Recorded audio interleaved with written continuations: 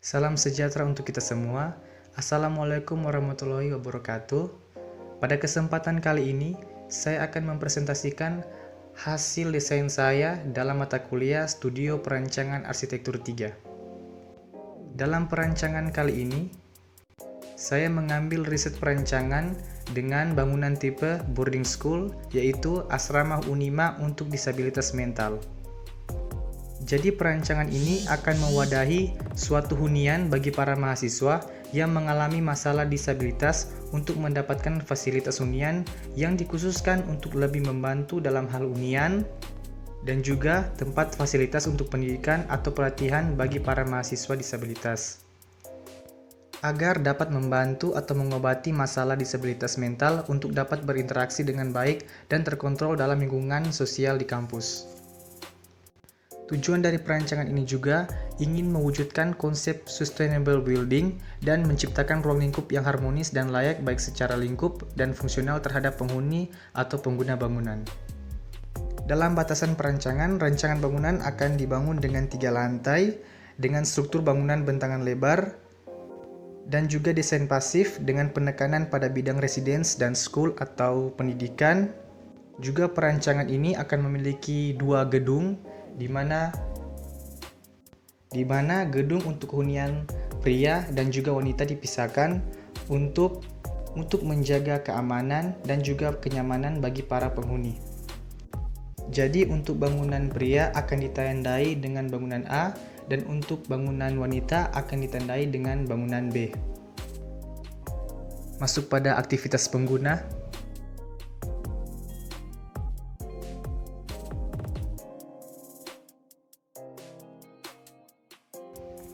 Masuk pada program ruang.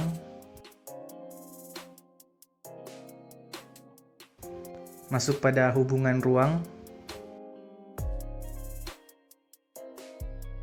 Masuk pada besaran ruang.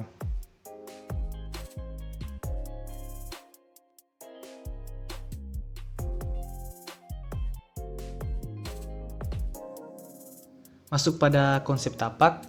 Jadi perancangan ini akan mengambil lokasi di daerah Jalan Unima, Kelurahan Maesa Unima, Kecamatan Tondano Selatan, Kabupaten Minahasa, Provinsi Sulawesi Utara.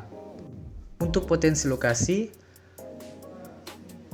capaian pada tapak yang cukup strategis karena dapat dilalui dan berada pada jalur kendaraan umum, juga berada dekat dengan gerbang atau jalan masuk Unima, dan juga pada sekitar tapak, jumlah kepadatan bangunan gedung tidak terlalu padat. Masuk pada analisa orientasi angin. Pada tahapan analisis, didapat bahwa kecepatan angin yang paling tinggi berada pada arah selatan dan timur laut, di mana dianalisikan untuk orientasi bangunan. Untuk kedua bangunan ini, tampak samping kedua sisinya akan mengarah ke timur dan barat, di mana hal ini akan membuat gedung tidak akan menerima secara langsung angin yang memiliki kecepatan tinggi. Dikarenakan pada tampak samping bangunan akan dirancang untuk memenuhi kebutuhan akademik dan juga residence. Masuk pada analisa orientasi matahari. Pada tahapan analisis, analisa yang didapat bahwa untuk kedua tapak bangunan pada waktu aktivitas, tapak bangunan cukup kondusif terkena sinar matahari, terlebih pada tampak samping bangunan, di mana pada kedua tampak samping bangunan akan dirancang terdapat ruang belajar dan juga ruang kamar tidur bagi penghuni atau pengguna bangunan.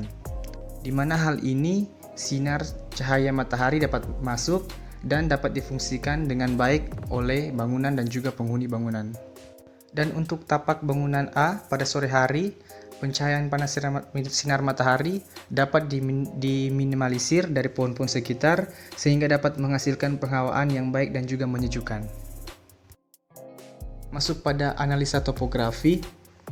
Pada kedua tapak bangunan memiliki kondisi kontur tanah dengan elevasi yang cukup tinggi.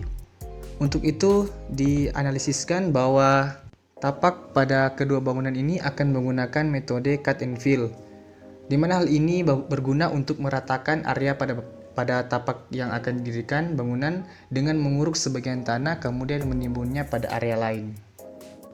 Masuk pada zonasi.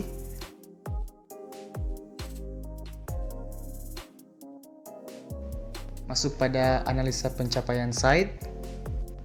Pencapaian pada site dapat ditempuh atau dilalui melalui jalur kendaraan angkutan kota dan site berada dekat dengan gerbang atau jalan masuk Unima, dan pintu atau jalur masuk pada bangunan terdapat pada tampak depan di arah utara dengan kemiringan 30 derajat ke arah timur.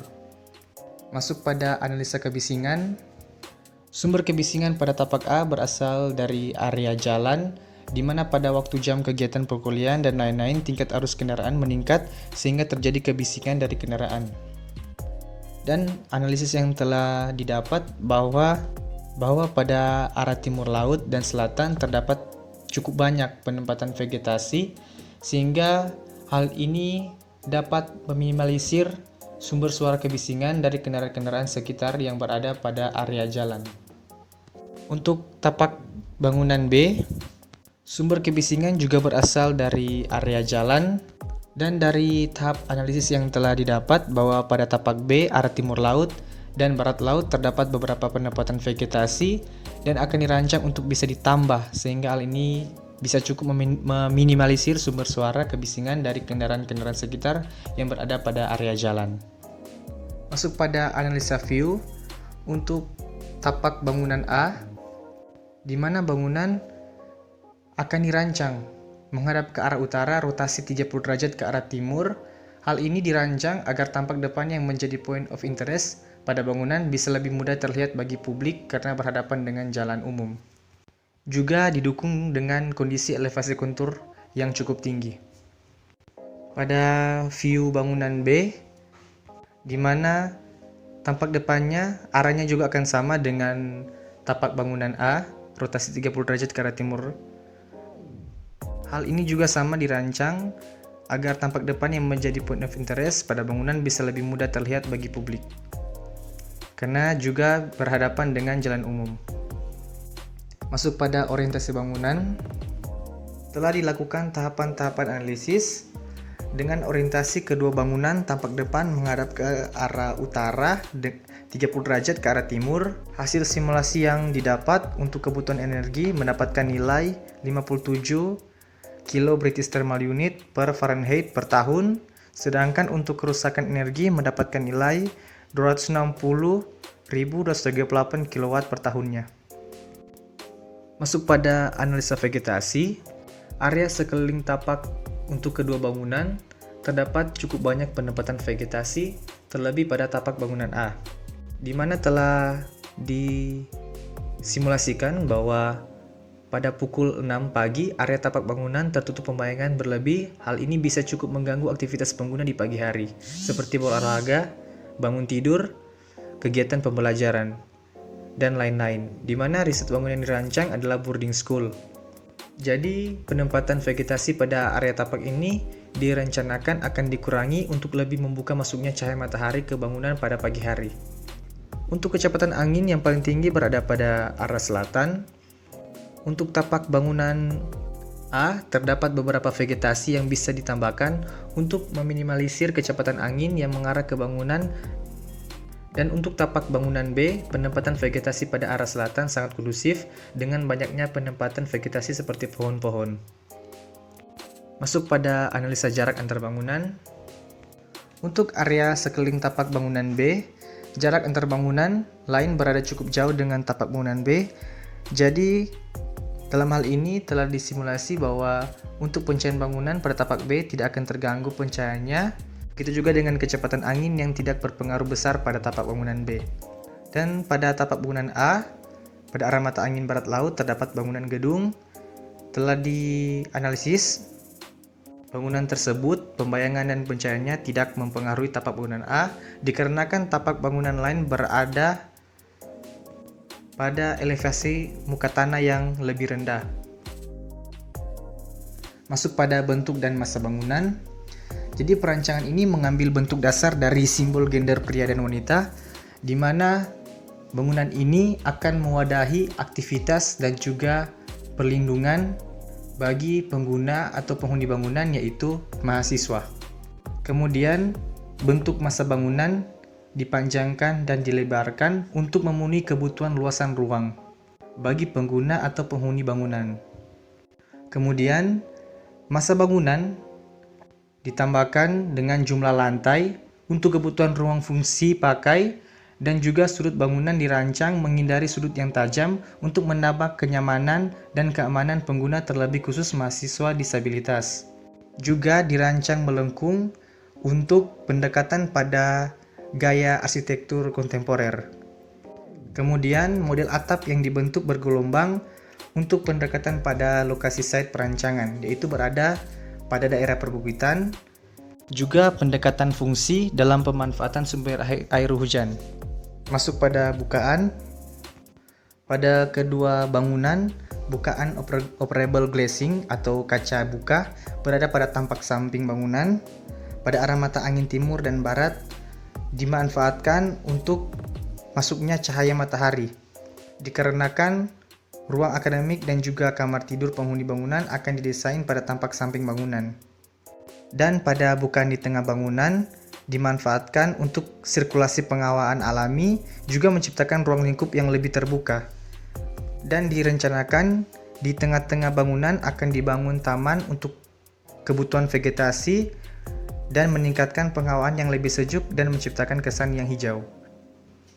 Masuk pada fasad.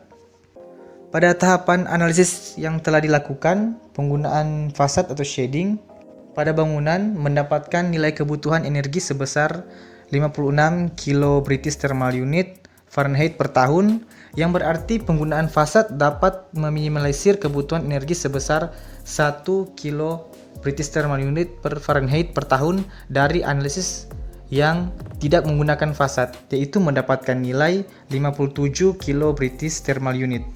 Dan pada bagian fasad dipasang material hollow besi untuk memenuhi kebutuhan kenyamanan bagi para mahasiswa. Masuk pada material. Untuk operable glazing atau bukan jendela akan menggunakan material frame aluminium dengan kaca bening dilapisi kaca film atau sandblasting. Dan untuk material dinding akan menggunakan bata ringan dan batu alam di beberapa bagian, khususnya pada tampak depan dan tampak belakang bangunan. Dan untuk lantai menggunakan material granite tile dan vinil pada ruang-ruang tertentu. Untuk material atap, khusus pada penutup atap akan menggunakan material metal dan menggunakan rangka besi bentang lebar dengan sambungan las. Untuk shading atau fasad akan menggunakan material besi hollow, aluminium dan juga beton.